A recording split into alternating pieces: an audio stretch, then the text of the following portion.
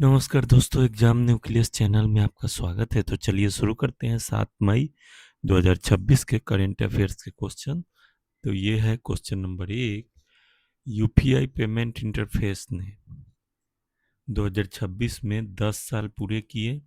इसके बारे में क्या सही है, तो आपको बताना है इसका सही आंसर। और इसका सही आंसर ऑप्शन बी। तो अप्रैल 2016 में लॉन्च हुआ था, एनपीसीआई ने बनाया।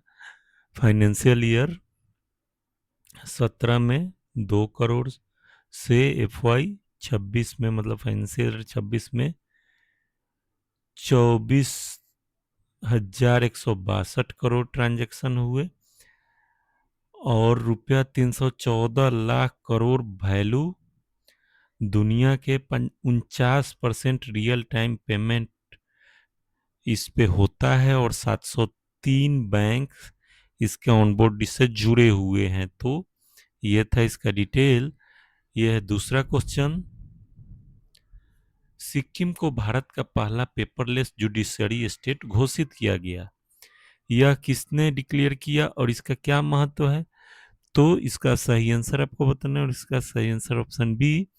Chief justice of India Suryakant ने 1 मई 2026 को गैंगटॉक में सिक्किम की 50वीं स्टेटहुड वर्षगांठ पर ई filing, virtual hearing, digital case record आदि कारण पहला पेपरलेस जुडिशियरी स्टेट घोषित किया है। क्योंकि सिक्किम एक छोटा सा राज्य है और यहाँ फार फ्लंग एरिया ज़्यादा है, तो इस कारण से वहाँ ज़रूरत थी और रोल आउट करना आसान था, तो इसे किया गया है। चलिए question number 3।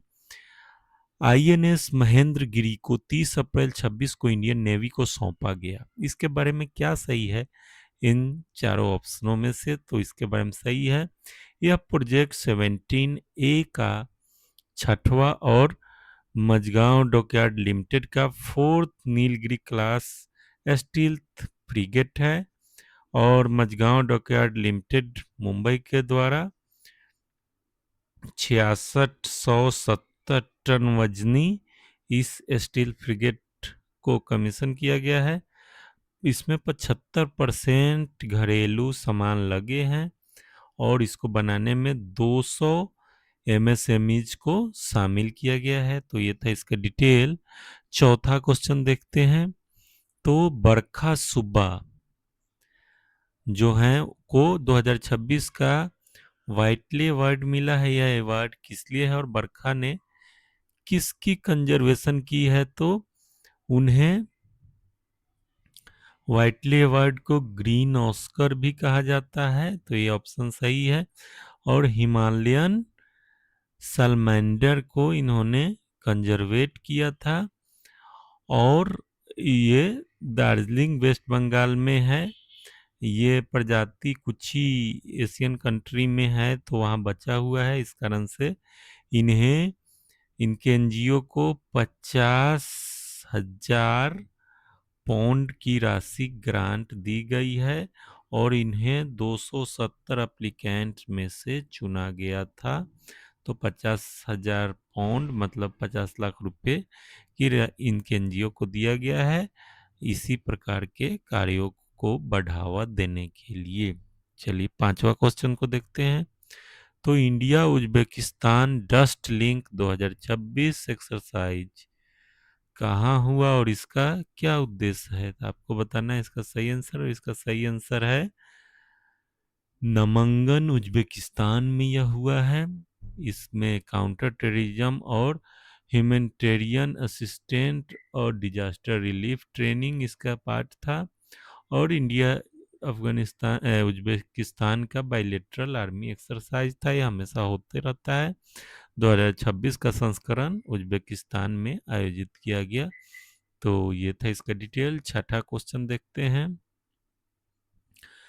Indian institute of tropical metrology ने विशाखापट्टनम में सी आर्ट क्या स्थापित किया है, क्या है, तो ये है coastal atmospheric research test bed, मतलब सी आर्ट नाम की प्रयोगशाला स्थापित की गई है। यह आंध्रा यूनिवर्सिटी कैंपस में है, मिनिस्ट्री ऑफ अर्थ साइंस के सहयोग से है।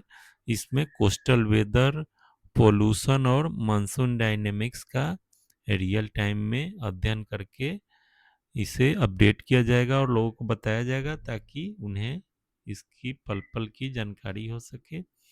तो ये था इसका डिटेल। और 7वें क्वेश्चन को देखते हैं।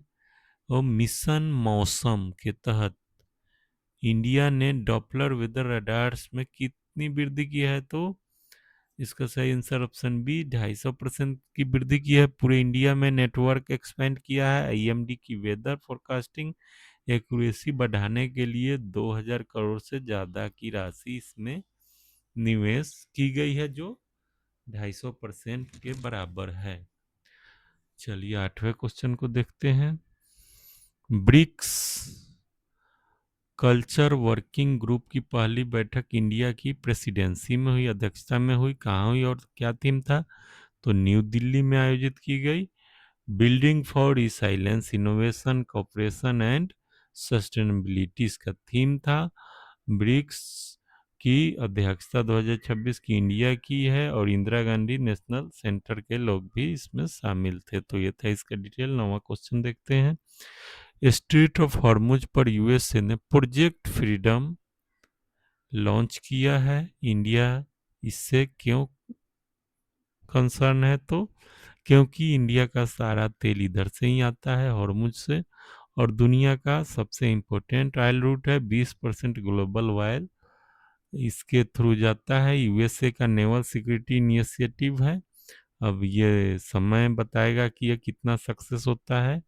ईरान वार के बाद से इंडिया ने सेफ नेविगेशन की मांग की है, लेकिन उसकी मांग पे अभी तक कोई अमल होता दिख नहीं रहा है।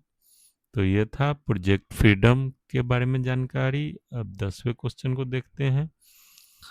तो 10वां national summit on good and replicable practices and innovation in public health system कहाँ और किस थीम पर हुआ है?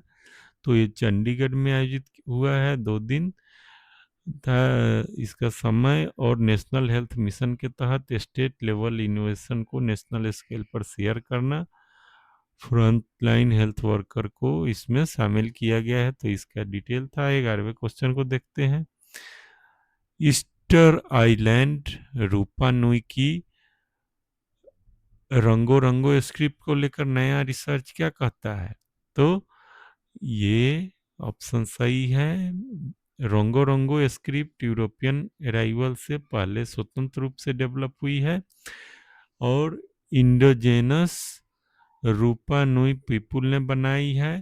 पैसिफिक ओशन में वर्ल्ड की आइसोलेटेड राइटिंग सिस्टम में से एक है। तो ये इसका डिटेल था।